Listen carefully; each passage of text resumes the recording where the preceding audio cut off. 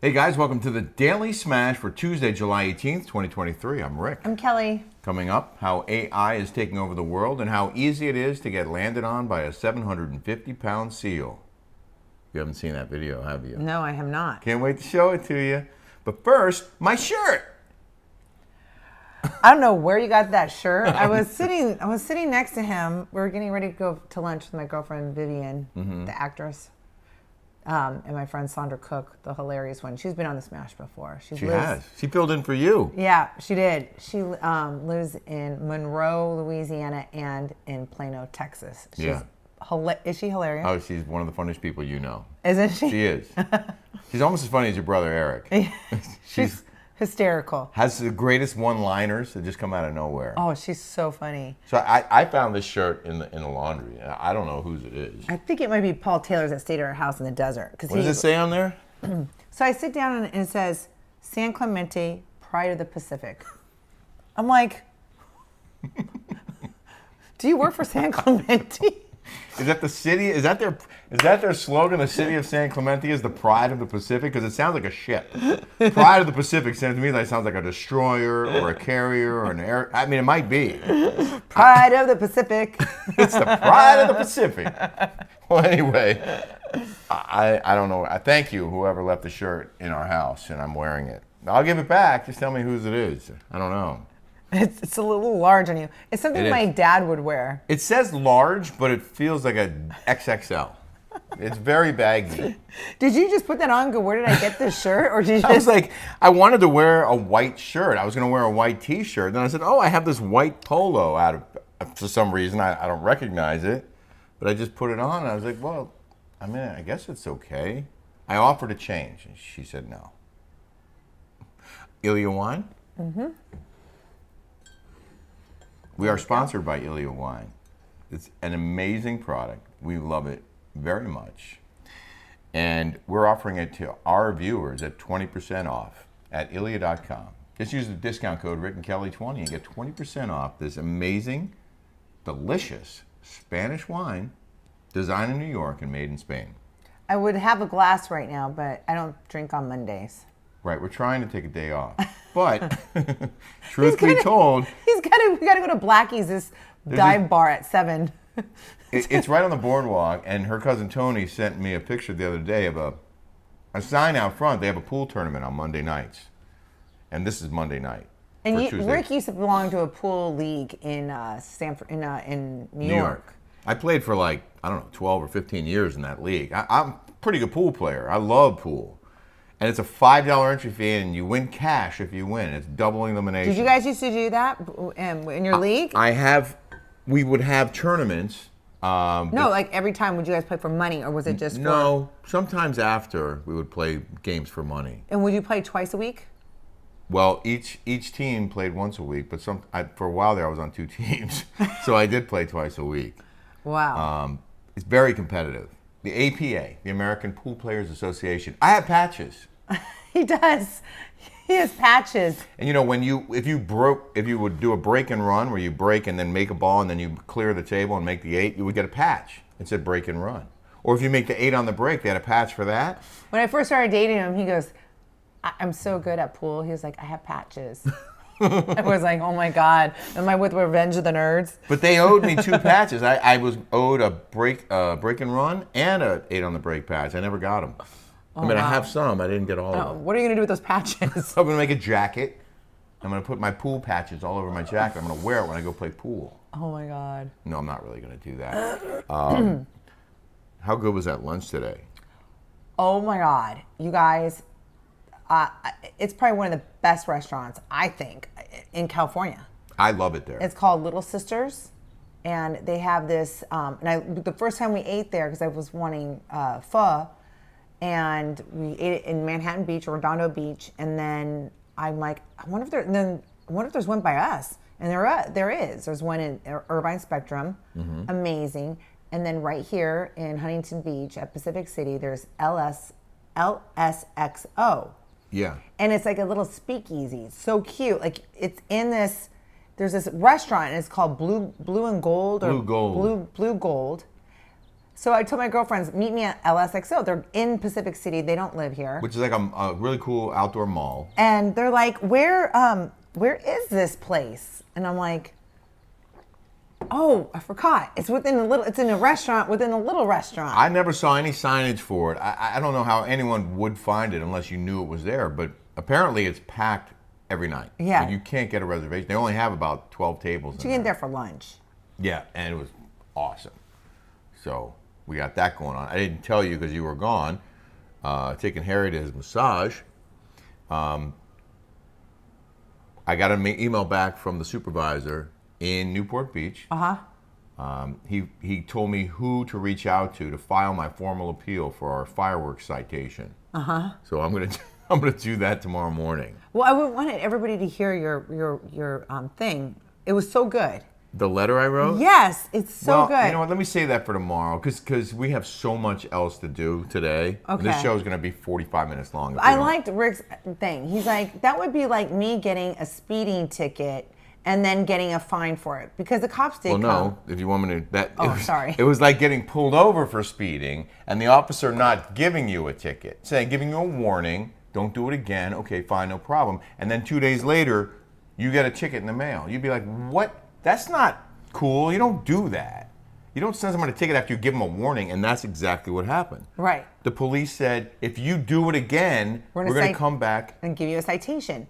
And he didn't give us a thing for fireworks. It was like for loud disturbances. No, he didn't. Yeah. Oh, I see. It was on July 3rd. This whole thing here is loud and disturbing. I mean, if you've ever been to the peninsula. This is called the war zone, okay? For a reason. For a reason. Yeah. All right? I mean, it's not party like town. It's not like we are in Irvine or San Clemente, where people like, it's like. You mean the pride of the Pacific?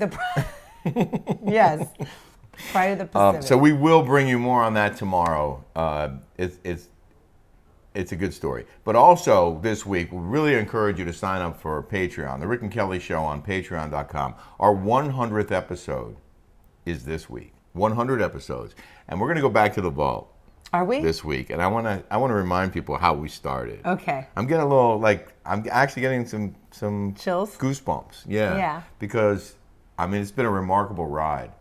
And to think that we are about to do our 100th show, to me, it just means a lot. And we have some great stories to tell. I thought we would save that video of Harry getting into a scrape in Savannah with some very large woman outside McDonald's. We do that on this week's Patreon. Okay. It's a never before seen video.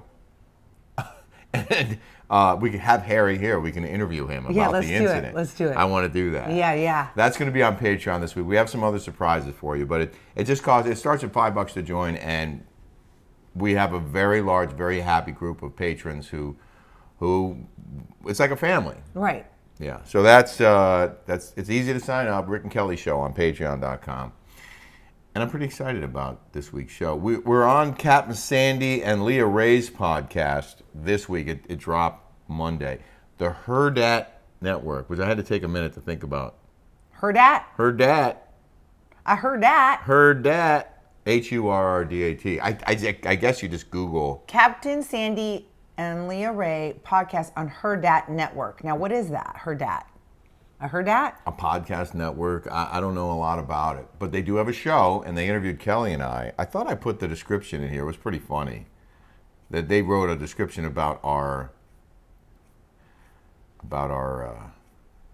For some reason, it didn't save. But anyway, it's a good interview. It's like a half hour. I really like them a lot. They were cool. Okay, so here's that video that I teased. Okay, this is at SeaWorld in Mallorca, in Spain. Ooh, I just had a conversation with Harry about this. That is a 750-pound sea lion.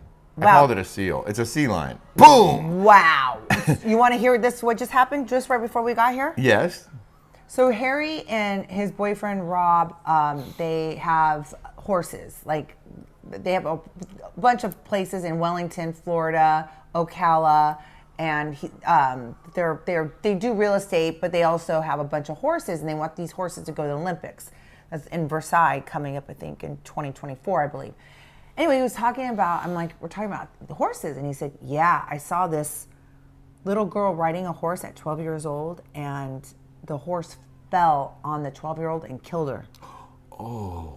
She just said that to me right before you told me this story. Oh my God. I thought you were going to say like the girl broke a leg or something. No, in front of everyone.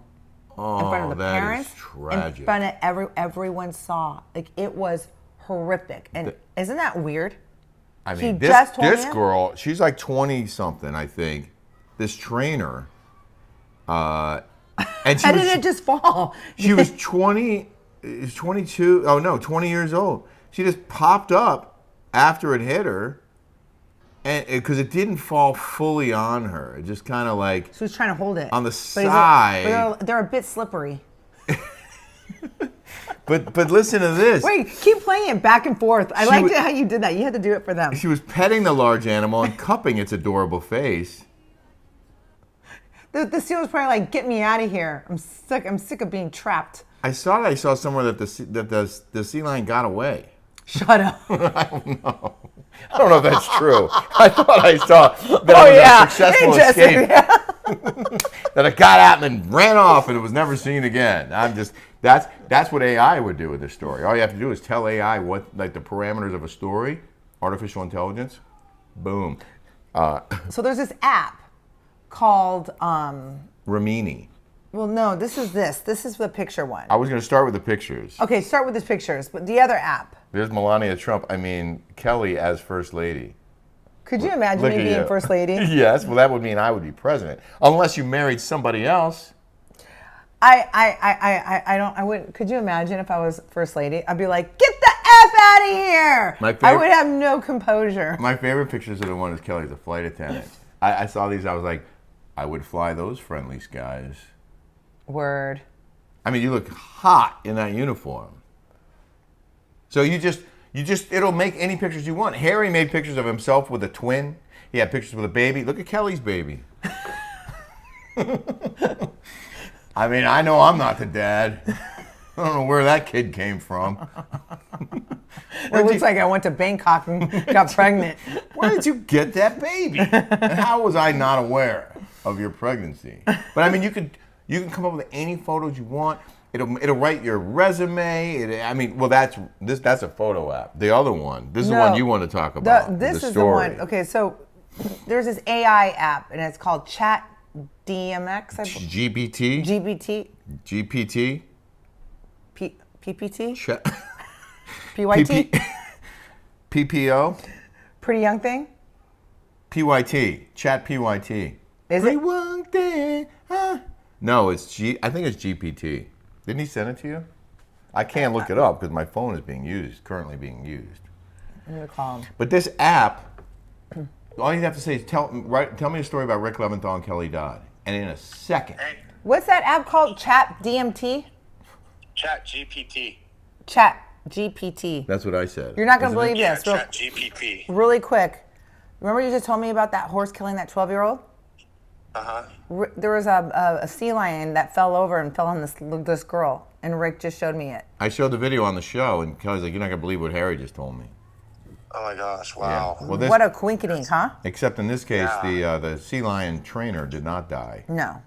All right, Okay, so all right, thanks thank a lot. you. So Thank you. ChatGPT, and you just give it a very basic parameter, and it will write a story, which is one of the reasons why Hollywood screenwriters are freaking out. Because the studios want to use AI to write their scripts. They don't need these guys anymore. No, you don't understand. So if you want to write a letter to somebody, it does it beautifully for you. If you want to put it in a resignation letter, you just put in the parameters and it spits out the whole thing. Ridiculous, okay? Yeah. I mean, you don't even have to think anymore. You don't I don't even have to even sweat being a writer. So V was telling a story about friends of hers who used this app to write their profile on some dating site. And I'm like, okay, first you're putting a picture up there that doesn't even look like you. It's way hotter, so your hottest version of yourself. Then you change your age and make yourself thinner and taller than you really are. And now you're using a computer to write it's like, it is so far from who you really are that it's not fair to anyone to do that. So ridiculous enough, Harry puts in Rick and Kelly Dodd or whatever. Rick Leventhal and Kelly Dodd. You wouldn't believe what this spit out. It was, do you have it? I have it right here. Okay, yay. Once upon a time, in the bustling city of Los Angeles, there lived two individuals whose paths were destined to intertwine. Rick Leventhal, a renowned journalist with a passion for investigative reporting, and Kelly Dodd, a vibrant and charismatic reality TV star, seemed like they were worlds apart. Little did they know that their fates were about to collide in a most unexpected way. This just spit this out. One sunny day, while Rick was working on an exclusive news story, he found himself at a charity event organized by a local nonprofit. The event was buzzing with excitement and filled with prominent figures from various industries, including the world of reality television. As Rick made his way through the crowd, his attention was drawn to Kelly, who stood out with her vibrant personality and magnetic presence. Curiosity piqued, Rick approached Kelly and struck up a conversation. They discovered a shared interest in social issues and a desire to make a positive impact on the world. Over the course of the evening, they found themselves engrossed in deep discussions about current events, personal experiences, and the power of media to shape public opinion. I'm not going to read the whole thing, and that's not how we met. At all. But it was funny. Like, it is, like, you can write, you can write, like, if you have to write somebody to that guy, right? That commissioner or whatever that guy was. Oh, yeah, I could use the app to You could write use the app to write it for you. But I don't need it because I'm a good writer and I want to put it in my own voice. Dude, however, this I'm using thing, AI. I think this is better than you. Sorry. No offense. No, I'm your AI. I'm your real eye. Yeah. But you're the apple of my eye. Oh, that's good. I like how you did that. The crazy thing is, though, how fast he spit this out at the table. We were sitting there and he was joking about it and he put it in and then, bam, here's your story. Yeah. It was that quick. Dude, you could do a breakup letter. Oh, yeah. You could do all kinds of stuff. It's amazing. There's some good stuff in here. But the way they write it, it's like... Can I just read the end? Oh, yeah. As the years went by, Rick and Kelly continued to make their mark on the world. Their relationship remained a source of strength, reminding them of the transformative power of love and understanding. Together, they embodied the notion that when two passionate souls unite, they have the ability to change the world for the better.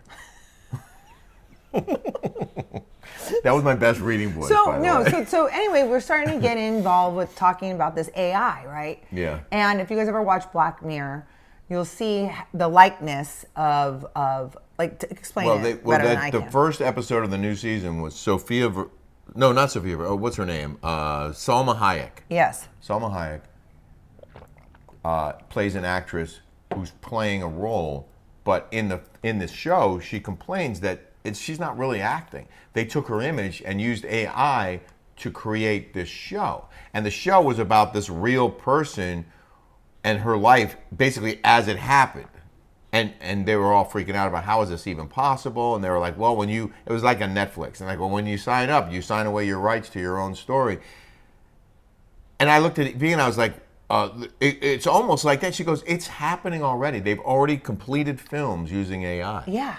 And not only that, but our friend was talking about, you know how things come in fruition, like when you used to watch the old Twilight Zones. Yeah. And like now they come in, like things that you never thought possible. Like Terminator. This is what started that conversation, yeah. right? Yes. So the Terminator, a guy was telling us about this drone experiment that the military, the government was doing. The government was doing this experiment with drones, seeing if they would be able to independently attack targets. If you assign them parameters and say go out and find terrorists and kill them. Well, according to this story that we heard, the drones circled back and tried to destroy the guy who was controlling the drones. Like, it was so smart that it tried to kill the guy in the control center. Right.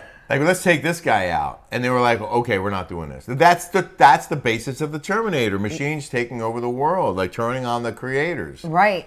Well, anyway, it's about to happen. Because it's about to happen. You heard it here first. Watch, you guys are going to see now. Head for the hills. Get to your bunker and don't come out. You know what? It's scary. It is. It's scary what's happening here. And then I was talking to Megan Weaver just on the phone today. Yeah. Because she's going to go at this. Jeff Lewis and Stu are going to La Paz with us. Are they really? Oh, yeah. I have to do that thing for David Weintraub. That's amazing. He's sending it to me. And she was saying that her design business, AI is taking over. like you don't even need to get a designer anymore. Well, Like if think AI about will how do it for many- you. You just take, huh? Think about how many jobs are threatened by this. Yes. Wow. And by the way, what happens if you do all this and AI does it for you? Do they have rights? Like say we write a script through AI. And AI, and then does AI own the content? Do they have the intellectual property? Like I think the argument that the studios were making was we don't need writers, or if we use you, you don't get the residuals that actors have been getting. And, Right. and I think they're trying to cut actors out too. They want to be able to take their image and use it in future projects and not pay them for it. That's what V was telling us. Wow. Let's get to the comments because I don't want to go gotta too go. long here. Misty Freeze, 2973. Politically, I am very different than you two. However, I am such a fan of you both. Thank you for that, Misty. Thank you. That's what we need. We can disagree and still have a good time together. Yes, we can. I would never post anything negative about someone yet continue to watch. That just makes no sense to me. I want Kelly back on OC because that show needs what only Kelly can bring, real entertainment. The fact that I do not share Kelly's political beliefs has nothing to do with whether or not I can be a fan. Oh, that's so nice. And then I was reading the comments. Somebody goes, Kelly doesn't fit in there anymore. Oh. Which probably is right. Which one of these did you want me to read? This one about when COVID first hit? Rick and Kelly, I would love to know when COVID first hit, were you given any written or verbal instructions of what you could and couldn't say? I listened to the radio and felt that the host started saying the exact same things. It felt like they were given a script and told not to deviate from it. I imagine that both of you had different experiences. Well, That's from Brooklyn I can tell you 9817. this. When I was working, because COVID just hit when we were there, and when I started, saying it was the flu, and Bravo was pissed. Yeah. Pissed. I was like anti-mask. Bravo was pissed. Yeah. They had, I would say, I wore a Drunk Wives Matter hat. Bravo was pissed. Yeah. And they made it feel like I was doing something terribly wrong, like I wasn't going with their narrative. They also made you get tested every week. They came and they made me get tested every single week. But at the time, they didn't require a vaccination. But it was like the end of the world was happening with them. Like it was like we had to self-film. We had to do those confessionals in our garage, hot, by ourselves. It was like everyone went nuts. Well, and if you didn't go along with them and you said something against what they thought was correct, Well, that was my experience. I would like to address what you're saying about hearing the exact same thing from different people. There is no question that there were directives being handed out, scripts being offered from drug companies, and a lot of networks, a lot of local stations were playing along with the script, okay? I'm not saying they all were, and I can tell you this, I never took something that was given to us by a drug company or anyone else, and Fox never told me you have to phrase it this way. There might have been a word or two that an editor wanted to change in one of my scripts. And at the time, Fox was sort of the only one that was pushing back a little bit on at least some of this stuff. And on some of the shows, like Tucker was always, anti all this nonsense. But I was very disappointed that Fox started mandating the vaccines. They did. They started mandating the vaccines for employees, and that really offended me. I was like, the company was never like that before, and that bothered me. But yes, you're right. That kind of thing was going on. I don't know. Chicken Dinner 111. Laugh out loud. It's easy for healthy minds to drop the past trauma and move on. But granted, people arrive at different times. It's a real thing. When trauma hits, it changes our brain, and we cannot always shut off and do the right thing. In Brownwin case, she's doing what she can with what she has. Consider the kids are better off without this behavior in the house. In time, she'll balance out, find her grace as we all do. Find grace. Okay, maybe. You know what? She didn't find grace when she was calling me a racist because I wore a Drunk Wives Matter hat, and she was over there trying to take photo ops of all the protesting that was going on, and calling me, saying that I'm the worst, most terrible person. She didn't give me grace. She was painting me out like she was the darling of Bravo, and that she was going along with. You know what? All that was for show. All that was for BS. She's never done anything for BLM. She never did anything for the protesting. Where is she now? This is my favorite one from Emily Brown, 1735. Don't you love how Bronwyn says she no longer is chasing fame to make her happy as she talks to People magazine and poses for photos at all these public events? The irony. The hypocrite is what they are. There's so many of them. So many of them. Hypocrites. As someone who loves to cook, that Festival of Chefs would be like my dream. Bronwyn always seemed not right on the show. She has 7 kids. That should be her main priority. Yeah. Rick, this is from Nikki Venable. Rick, you always compliment Kelly, as you should, because she is, I don't know, she is what. But you, sir, are also very attractive. You actually look way better than you did when you were younger. I mean, seriously, how do you do it? Now, I didn't pick this, okay? Kelly sent it to me and wanted me to read it on the He loves show. this stuff. It cracks me up. Men actually age extremely well and often look better than they do when they were younger. Women, not so much. As much as we try, we can only do so much, whereas men don't have to do much of anything. Life is unfair, LOL. Oh my God, Kelly, that comment about Efferdent, I am literally dead. Thank you. So, thank you very much for recognizing this, the significance of this. I'm not going to lie, I had a little help. But Kelly has changed me, and I do feel younger. I feel stronger. I feel happier. Aww. More importantly, thank you, baby. I love this woman so much. What's not to love? The reason why Bravo and Andy Cohen, Phoebe Lee, 55. The reason why Bravo and Andy Cohen are hell-bent on representing women that come from broken households and pivot left into non-traditional settings is because it's woke, and it's trying to push this new age agenda of weirdness. Bravo is trying to put out into the world that these fake reality shows are what's really going on in the world, like married women leaving their husbands for women or for other men. The new chick, Jennifer Pedranti, that left her husband for a questionable man, is the chaos that Bravo wants. It's what they are hoping to sell the show, but it looks like it's backfiring because I think it's absolutely disgusting. That sounds like AI wrote that, baby.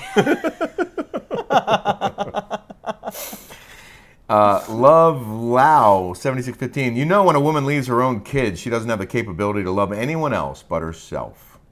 Rick goes, that's some like Confucius. It sounds like yeah, you might find that in a fortune cookie. Wait, when a woman leaves her own kids, she doesn't have the capability to love anyone else but herself. It's true. It's true. And people celebrate that.